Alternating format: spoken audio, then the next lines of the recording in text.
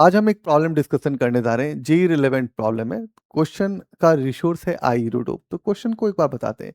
तो अपने पास एक माउंट दिया हुआ है। माउंट जिस सरफेस पे रखा हुआ है वो सरफेस स्मूथ है।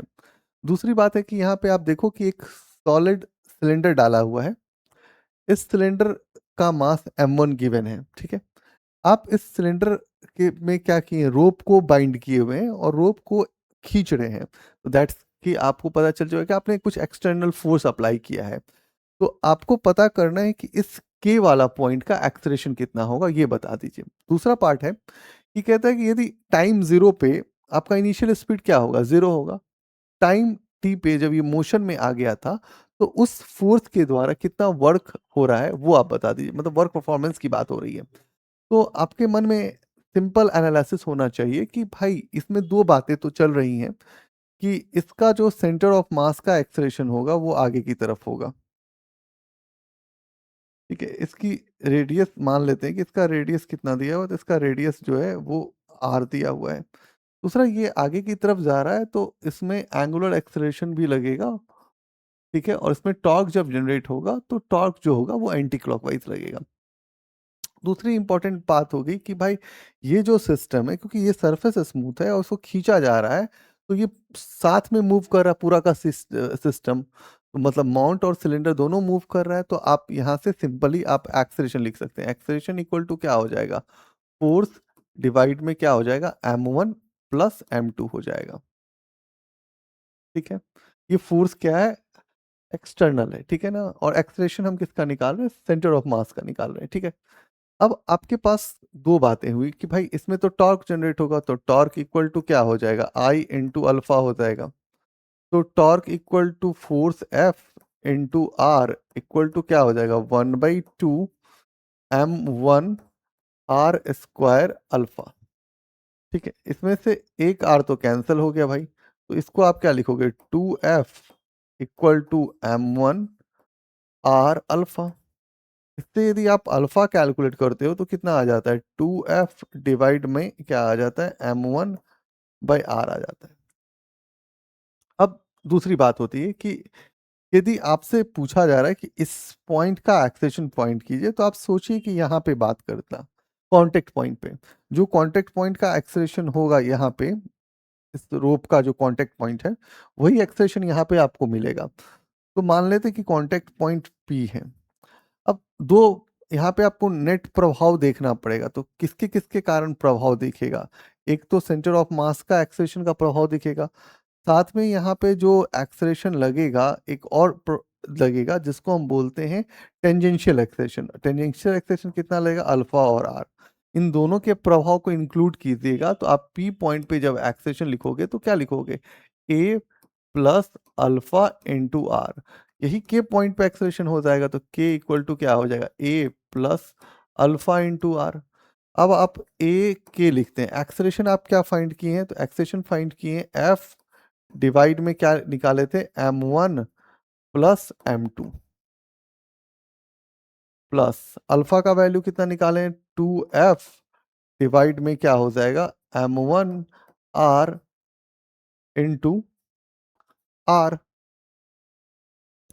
ये आर कैंसिल हो गया, तो ए के इक्वल टू, अब आप क्या करोगे, एलसीएम ले लोगे। तो यहां हो जाएगा m1 प्लस m2 और यहां हो जाएगा m1, ठीक है। तो इसको लिखेंगे तो क्या हो जाएगा, एफ m1 प्लस 2f और m1 प्लस m2।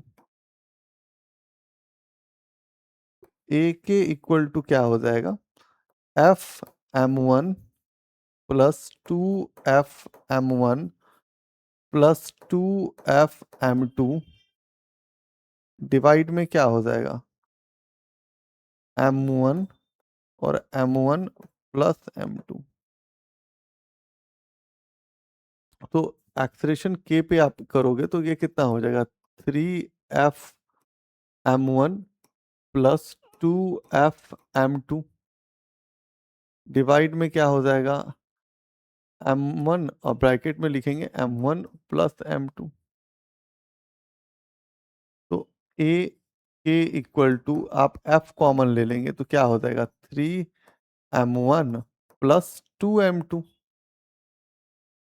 डिवाइड में क्या हो जाएगा तो m1 और m1 प्लस m2। तो सिंपल अप्रोच, सिंपल अपॉर्चुनिटी जो जो आपके दिमाग के अंदर का होता है उसको यूज कीजिए। ठीक है, तो अभी ये बात जब हम कर लिए तो अब दूसरी बात आती है कि भाई अब आपसे पूछा जा रहा है वर्क। ठीक है ना, तो यदि आप काइनेटिक लिखते हैं तो काइनेटिक किसका किसका लिखोगे, काइनेटिक आप माउंट का लिखोगे प्लस आप किसका लिखोगे, काइनेटिक सिलेंडर का। ठीक है ना, ठीक है। तो जब आप सिलेंडर के काइनेटिक में आओगे, सिलेंडर काइनेटिक में आप लिखोगे तो आपको लिखना पड़ेगा kinetic translational plus kinetic rotational. और माउंट के साथ जाओगे तो आप लिख सकते हो 1/2 mv²। अब आपको यहाँ पे v को देखना पड़ेगा, तो आपको थोड़ा इसको ब्रेक डाउन करना पड़ेगा। तो ये इसको एग्जाम में आप देखो तो इसमें थोड़ा सा लंबा प्रोसेस में आप चले जाओगे। तो यहाँ से थोड़ा सा ऐसा सोचना होगा कि जो टोटल काइनेटिक एनर्जी होता है तो हम ऐसा लिख सकते हैं जो वर्क होगा वो हमारा क्या होगा, चेंज इन काइनेटिक होगा। वर्क इक्वल टू क्या हो सकता है भाई, फोर्स इनटू के का डिस्प्लेसमेंट। तो मानते हैं कि के का डिस्प्लेसमेंट जो हो गया वो कितना हो गया, यहीं पे मान लेते हैं एक्स है। आपको पता है कि वर्क इक्वल टू फोर्स, तो फोर्स लिखेंगे और एक्स के जगह हम डायरेक्टली यूज कर सकते हैं ना 1/2 ए जो हम निकाले हैं के का इंटू टी²।